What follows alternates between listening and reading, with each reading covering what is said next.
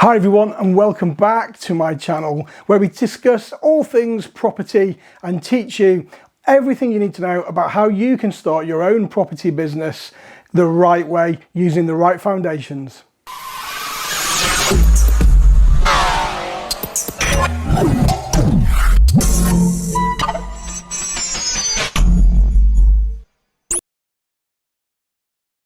So today's video is about starting a property business. So I'm going to give you 5 tips. Starting a property business doesn't have to be that hard.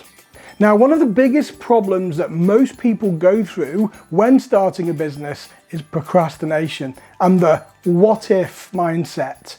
And if you think about the what if mindset, you can probably relate to an awful lot of this. Things like, what if it goes wrong? What if my family don't understand it? What if the market crashes?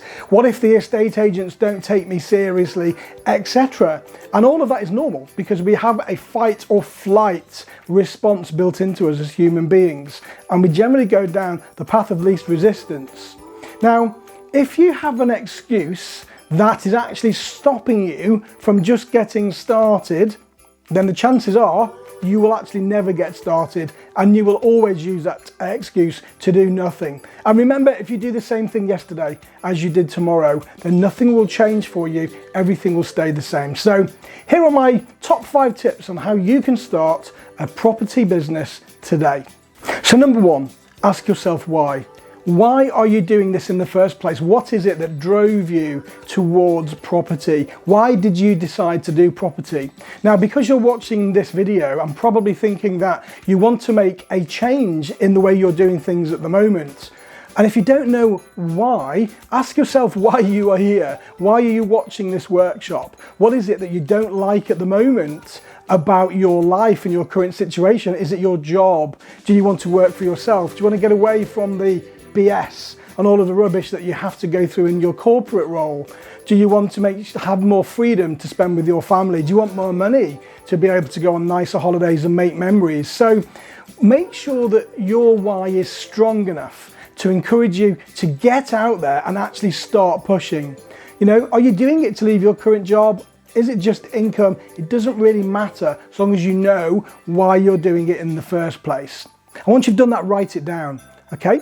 Number 2, choose your strategy and get educated in that particular strategy. So for example, I'm a HMO specialist. Now, I wouldn't have gone into HMOs until I knew exactly what all of the legislation meant, what planning and licensing meant, and what the Housing Act meant, and all of those kind of things. So I think it's really important that you get educated in your chosen strategy, and there are many ways that you can do that, and there are many ways that you can invest. So first of all, you're watching my YouTube channel. That's a great start. It's a free resource. You could perhaps go into my Facebook group, which is called the HMO and Property Community Group. I'll put a little link here for you.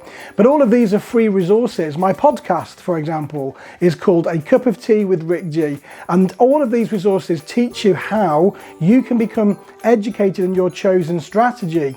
And then read books. And again, I've got books on Amazon called House Arrest, and that tells you how you can start investing in HMOs for like, I think it's about £4.50. So start to get yourself educated, and then when you're confident, then you can start to think about moving forwards.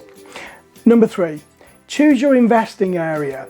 Now, you need to do some research on this. You have to look at supply versus demand, because there's no point in going to an area that is oversupplied and there isn't much demand. Now, we talk about, as a word that's knocking around in the private rental sector at the moment, called saturation.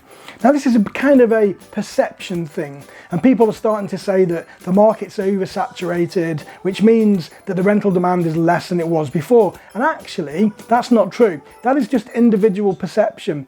The market is busy, but it's never been any different. Now, when I go back and do research, 15 years ago, people were talking then about market saturation. So there's always room in a busy market, and it depends where you pitch your product. If you go in the mid-range, that's where most of your competition will lie. If you go above that into the high range, then you've got less competition, and therefore you can probably populate your rooms quicker and keep them occupied a lot longer.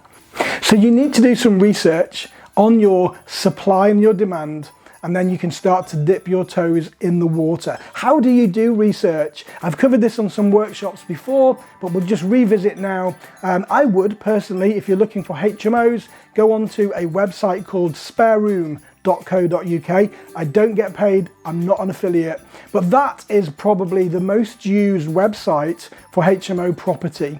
And just have a look to see, number one, how many people are looking for rooms in the area, and number two, how many rooms are available. Now, that will give you an idea. It won't be 100% accurate straight away. So the next thing that I would suggest you do is give your local agents a call and be completely honest, because everything we do in property is about being open, honest and transparent.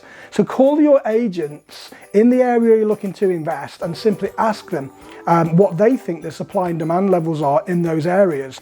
And perhaps you could tell them that you're looking to invest in the area and you may need them to help you manage the property moving forwards. So number four, you need to work out what your goal is. Now, there's no point in starting this if you don't know what you want to achieve. So ask yourself, what is your goal? Is it to become financially free?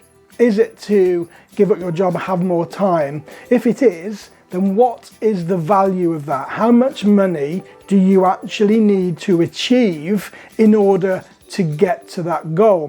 For example, you might need £2,000 a month to replace your full-time job. Now, if we say that on average, you have a rule of thumb that your properties will bring in about £500 a month net profit, so that means then that you will need 4 houses to replace your income. So that's really simple maths. But now what we need to do is reverse engineer that goal and work out a strategy on how you're going to achieve that over the next, say, 12 months, if that's the period of time that you've set yourself. So the way that we do that is we start to plan. Okay, so that brings us on to number 5, is that you really need to plan your investing time wisely. Now, I talk about planning a lot, probably in all of my workshops. You'll see me at some point talking about planning. So this is what we do. Every Sunday night, we'll sit down and we'll plan the rest of our week. So for example, if you have 2 days a week that you can devote to investing, then really make them count. Set yourselves 3 tasks a day that will help you get towards your goals. Now, those tasks will vary, but make sure that they are money generating tasks. What does that mean? Well, a money generating task would be literally the task that will put food on the table the quickest. So things like deal sourcing, finding deals, making offers, going to viewings, talking to agents, sending out marketing campaigns. So all those kind of things. Speaking with agents, that's a money-making activity. So what you need to do is make sure that you set your 3 tasks for every property investing day that you set yourself, and you don't do anything until you've completed those tasks.